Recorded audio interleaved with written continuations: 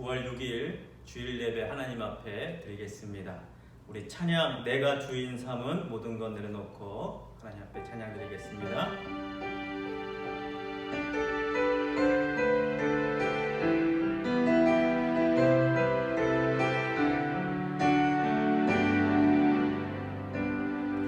내가 주인 삼은 모든 것 내려놓고 내 주 되신 주 앞에 나가 내가 사랑했던 모든 것 내려놓고 주님만 사랑해. 내가 주인 삼은 모든 것 내려놓고 내 주 되신 주 앞에 나가 내가 사랑했던 모든 것 내려놓고 주님만 사랑해. 주 사랑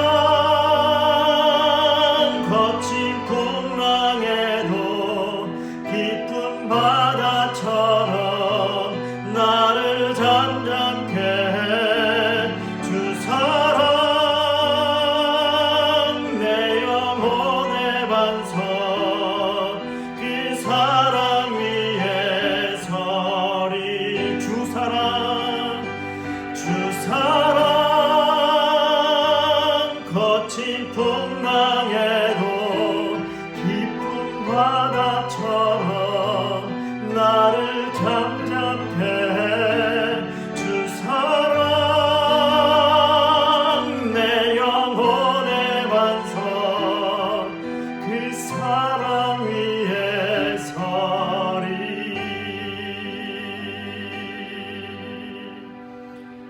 우리 찬양 하나 더 하겠습니다. 찬송가 67장입니다. 영광의 왕께 다 경배하며.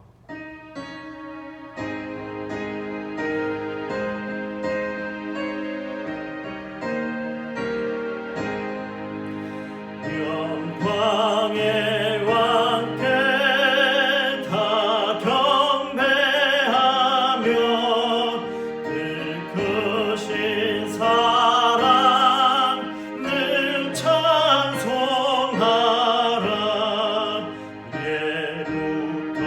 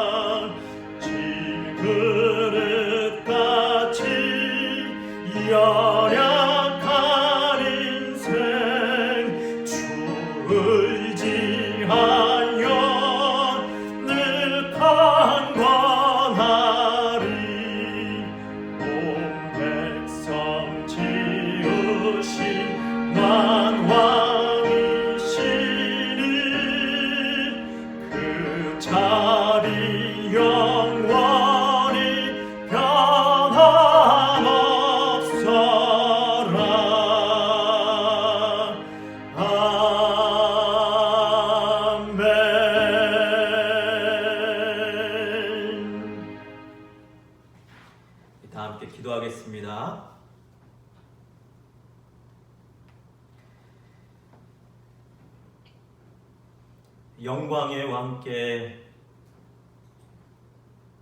온 마음을 모아 온 힘을 다해 찬양을 드리며 예배를 드리며 경배를 올려드립니다.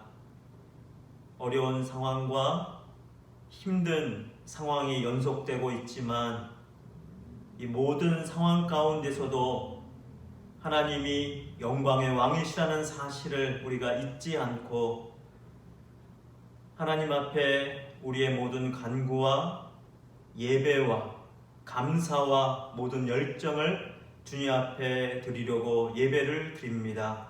각 가정에서 모이고 각 삶의 터전 가운데서 하나님 앞에 나아갑니다.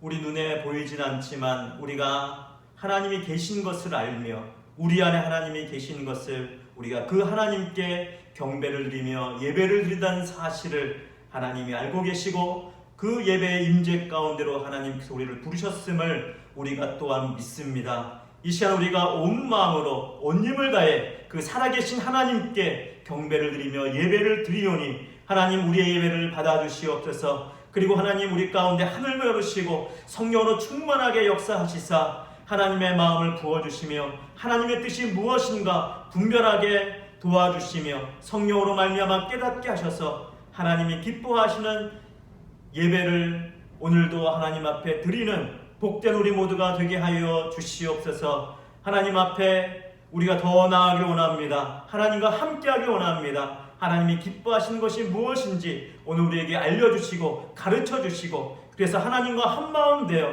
우리 마음에 하늘로부터 부어지는 하나님이 주시는 그 놀라운 기쁨과 평안이 가득한 복된 시간 되게 하여 주시옵소서. 어떠한 위협도 어떠한 방해도 우리 안에 하나님과의 관계를 끊지 못하게 하시고 우리의 모든 하나님과의 관계가 하나님의 임재 가운데 들어감으로 더욱더 돈독해지고 더욱더 굳건해지고 더욱더 견고한 하나님의 반석 위에 말씀 위에 든든히 서는 귀하고 복된 시간 되게 하여 주시옵소서. 우리 주 예수님 이름으로 기원드립니다. 아멘.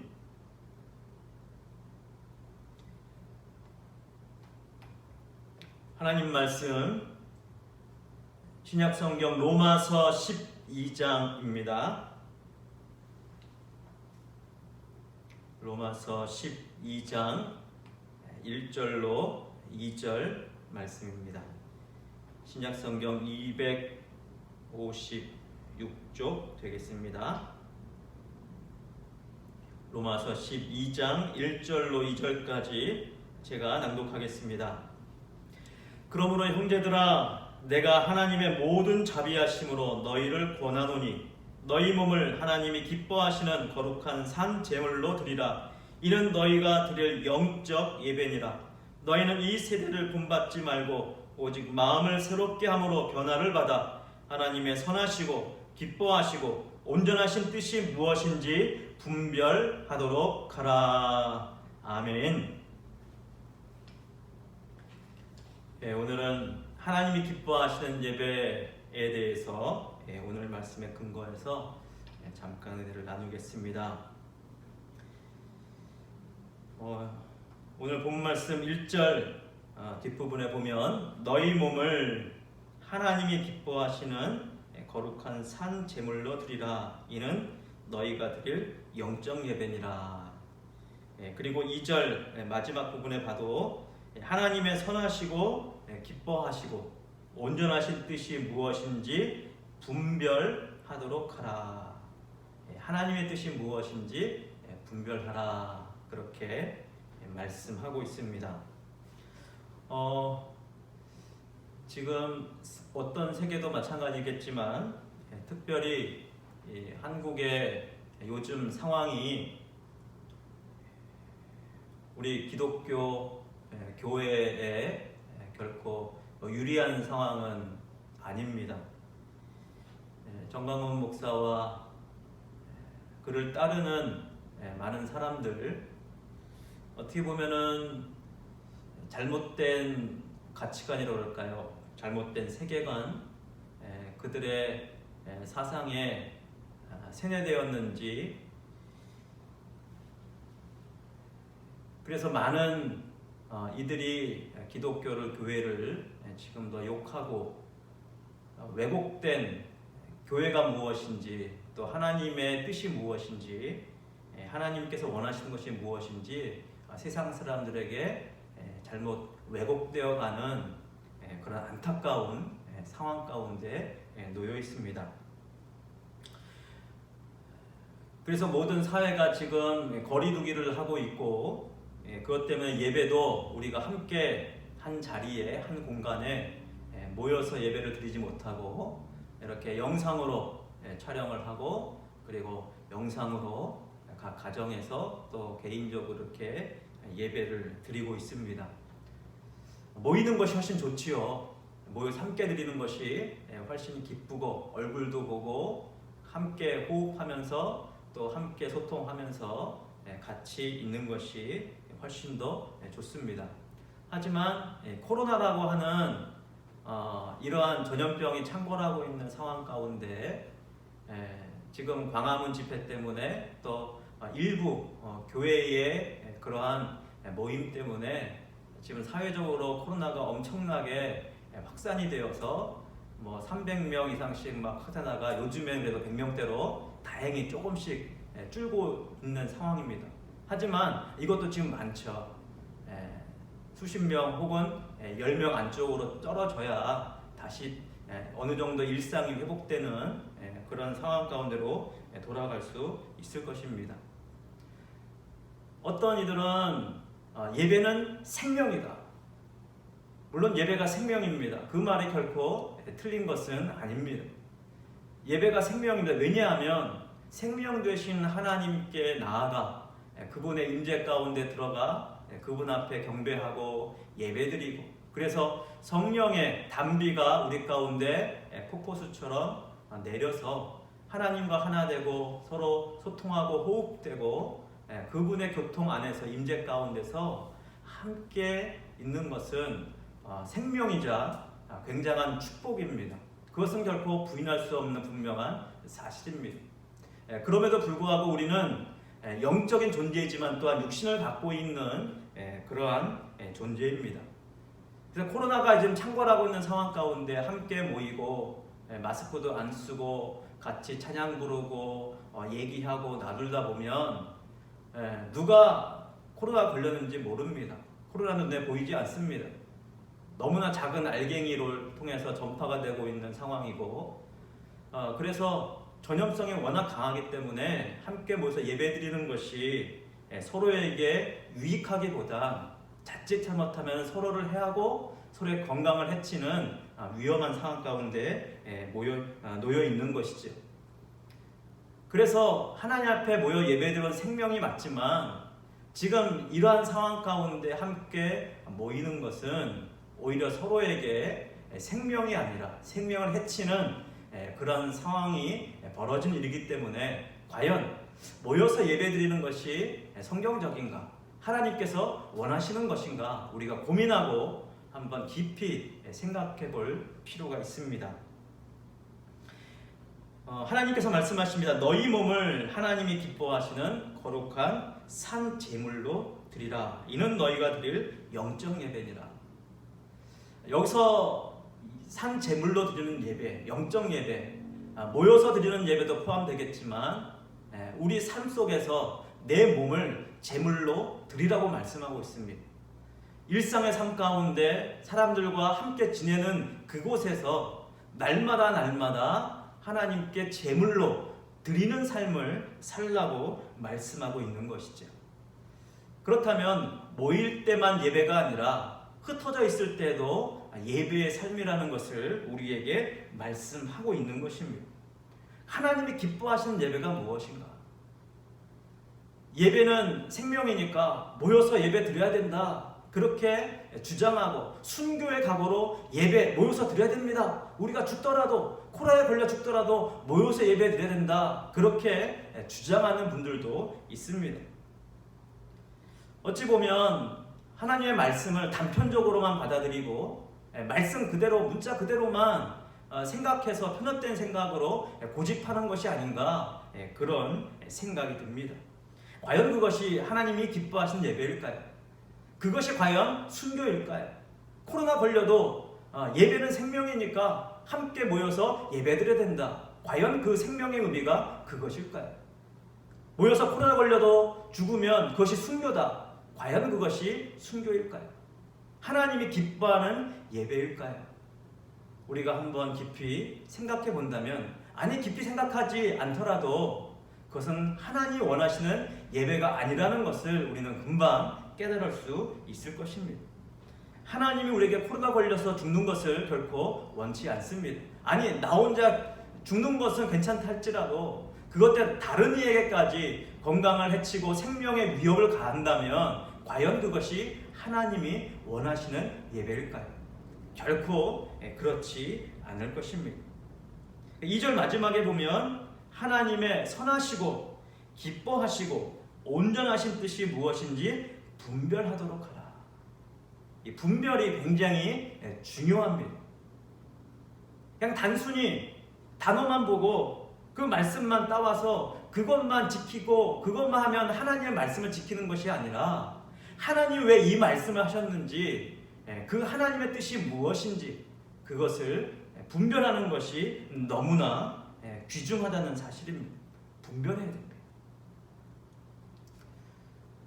예수님께서는 제자들에게 전도하라고 제자들을 파송하면서 보내면서 뭐라고 말씀하셨습니까? 너희가 신발을 2개 가지도 말라. 그리고 돈, 주머니, 전대를 가지고 다니지 말라. 그렇게 말씀했습니다. 자, 그런데 바울은 전도하러 다니면서 선교하러 다니면서 전대를 준비했습니다. 신발도 그때마다 또 마련을 했습니다. 자, 전대를 가지고 다녔어요.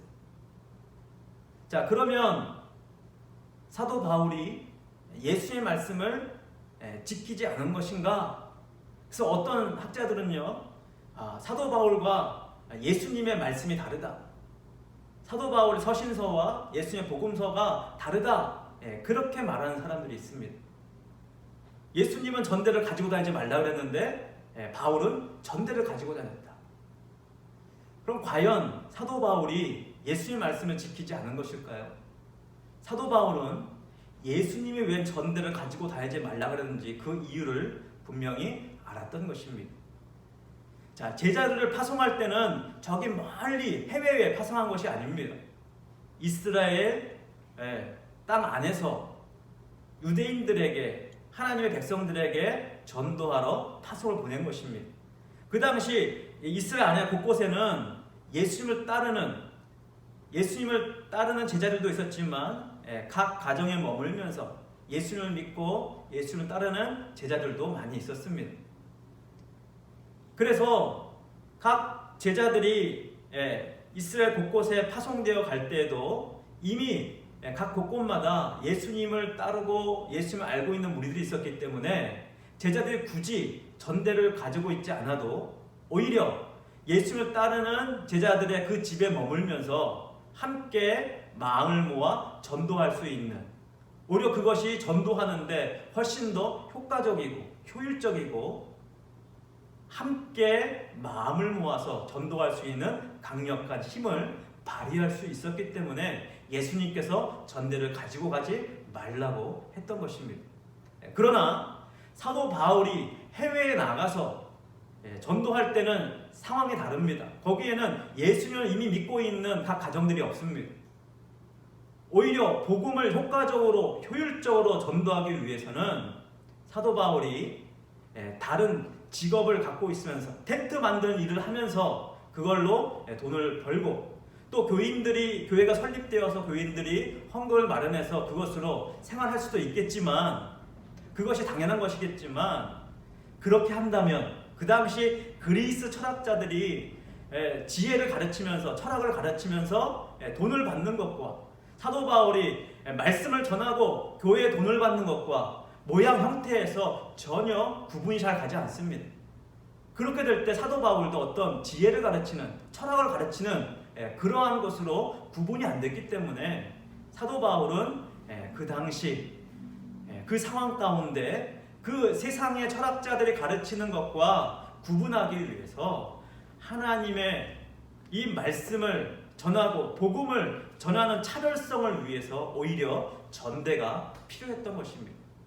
교회에서 필요한 성경음도 받고 그것을 사용하기도 했지만 그러나 차별성을 두기 위해서 전대를 차고 직업을 갖고 텐트를 만들면서 낮에는 일하고 밤에는 복음을 전하다.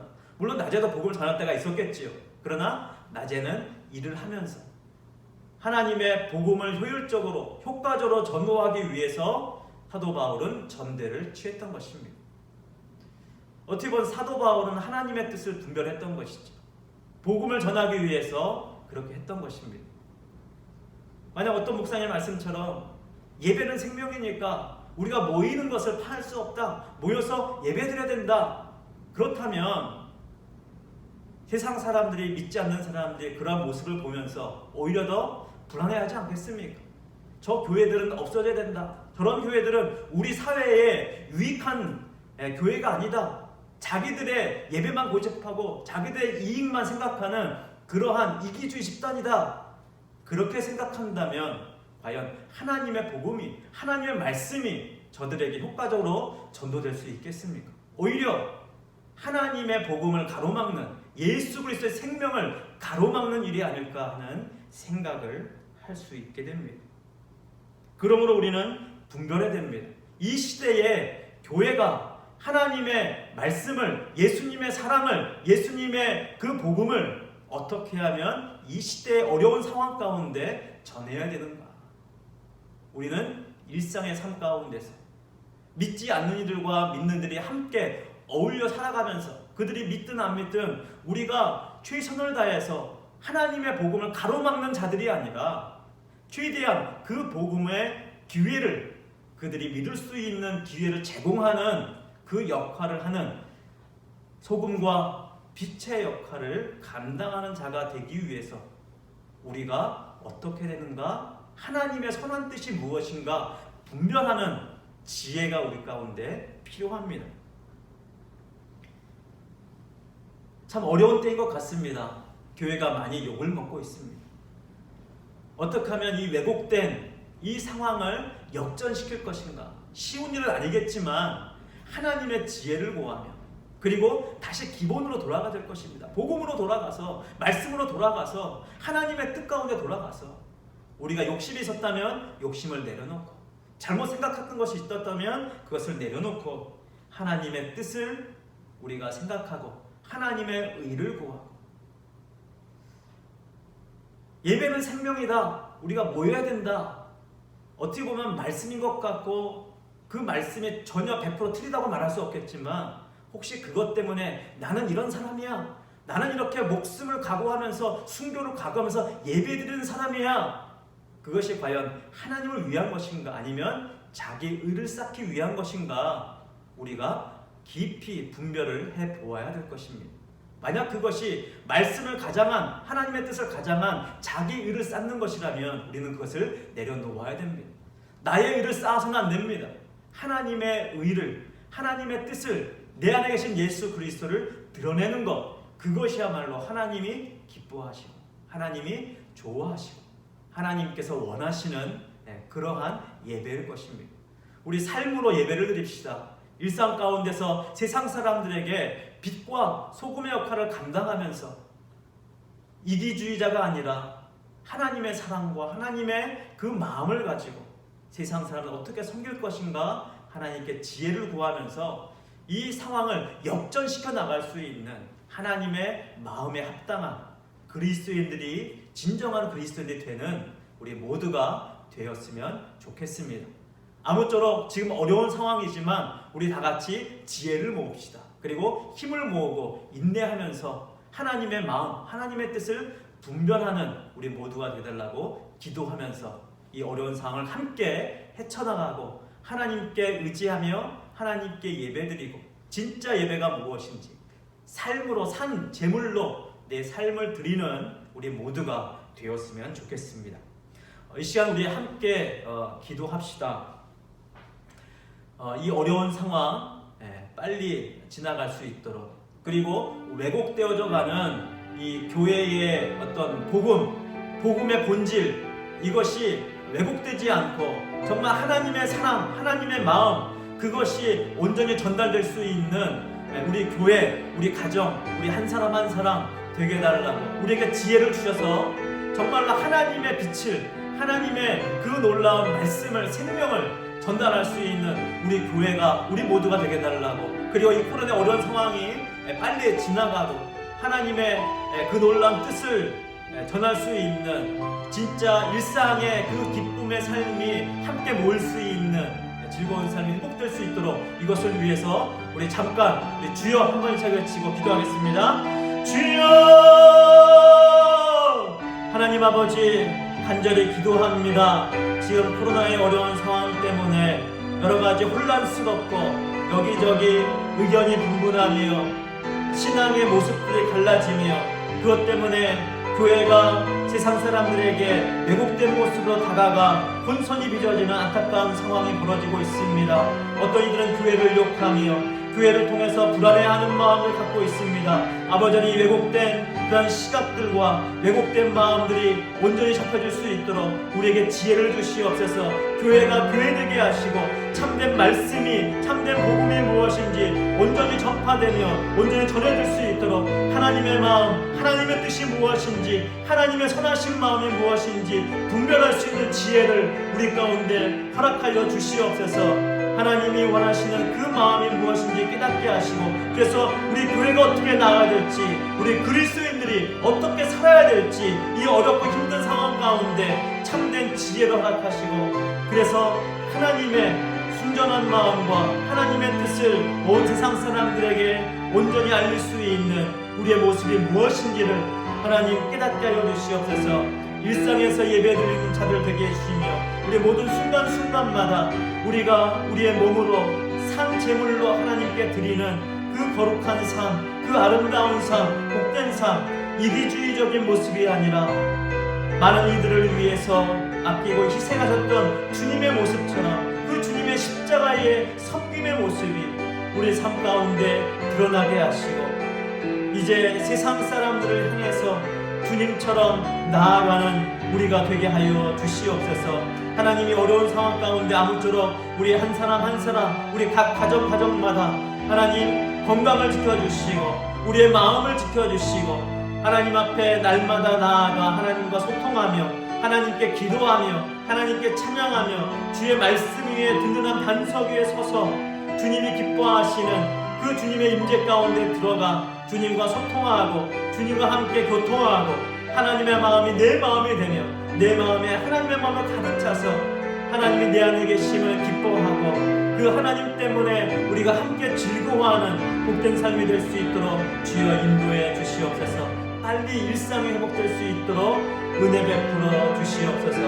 코로나가 빨리 물러나며 이 어려운 상황 가운데 서로 지혜를 모아 한 마음으로 한 뜻되어 서로 섬기는 자들이 되게 해 주시옵소서.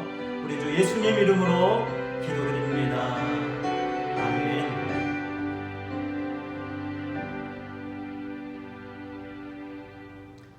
찬송가 325장입니다. 325장. 예수가 함께 계시니 시험이 오나 금없네.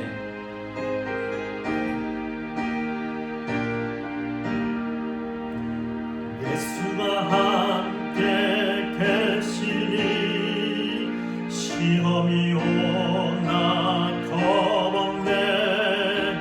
기쁨의 근원 되시는 예수를 위해 삽시다. 날마다 주를 섬기며 언제나 주를 기리고 그 사랑 안에 살면서 딴 길로 가지 맙시다. 이 세상 사는 동안에 주 이름 전하면서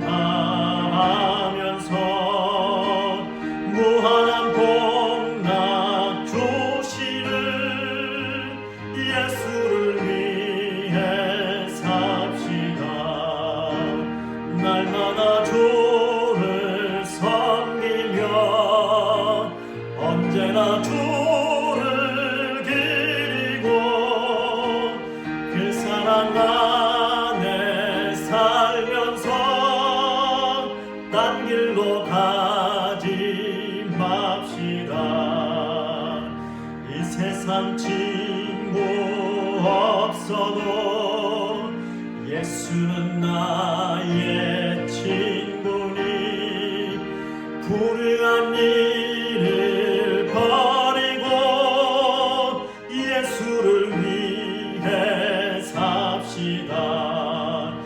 날마다 주를 섬기며 언제나 주를 기리고 그 사랑 안에 살면서 딴 길로 가지 맙시다. 주께서 심판하실 때 잘했다 칭찬하리니 이러한 상급 받도록 예수를 위해 삽시다. 날마다 주를 섬기며 언제나 주를 기리고 그 사랑 안에 살면서 딴 길로 가지 맙시다.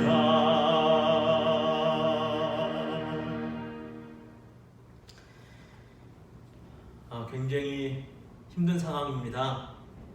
교회도 그리고 교회가 아닌 믿지 않는 사람들도 코로나 때문에 굉장히 힘든 삶이 지금 몇 달째 거의 반년이 다 되도록 힘든 상황이 있습니다. 이것이 쉽게 아주 빨리 지나갈 것 같지는 않습니다. 하지만 이 어려운 상황이 더 어려워지지 않도록 우리가 최대한 서로 배려하면서 어떤 것이 최대한의 섬김인가 우리가 좀 깊이 고민하고 생각하면서 그리고 이 어려운 상황 가운데 어떻게 하면 교회가 또 예수 믿는 사람이 소금의 역할, 빛의 역할을 감당할 수 있을까? 아마 숙제인 것 같습니다. 우리가 계속 고민하면서 함께 이 숙제를 풀어가면서 이 소금, 빛의 역할을 잘 감당하는 우리가 되기 위해서 함께 더 지혜를 모았으면 좋겠습니다. 빨리 코로나 상황이 지나가고 일상이 회복되기를 위해서 우리 계속 기도해야 되겠습니다. 우리 같이 공동체 고백 함께 하겠습니다. 말씀과 성령의 능력으로 예수님의 제자가 되어 7,300비전을 이루는 생명의 공동체를 세우자. 아멘. 축도하겠습니다.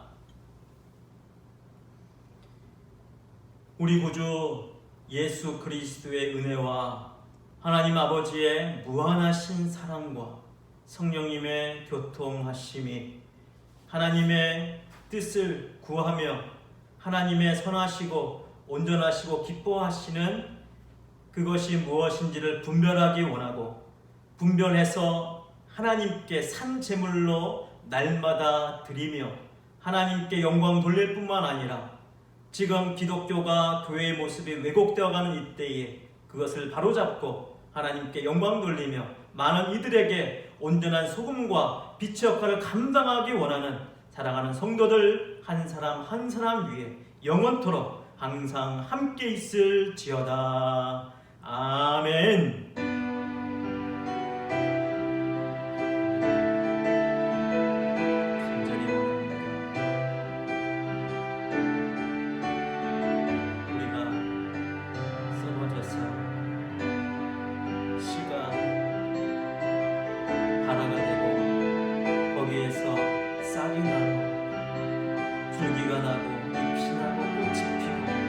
열매가 맺어지면 그것을 원합니다.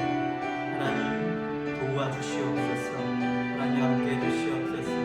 아름다운 열매를 낳으며 주님의 아름다운 꽃을 피며 잎사귀를 피며 나무가 자라 그늘을 제공하고 아름다운 열매를 제공하는 하나님께 영광 돌리고 많은 이들에게 유익을 끼치는 우리가 되게 하옵소서.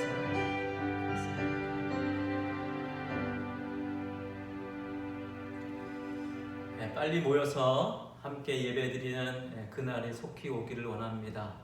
우리가 비록 지금은 같이 모이지 못하지만 아무쪼록 힘내시고 건강하시고 이 어려운 상황에도 행복하고 즐겁게 주님과 함께 우리 모두 화이팅하면서 지내길 바랍니다. 그때까지 건강하게 안녕히 계세요.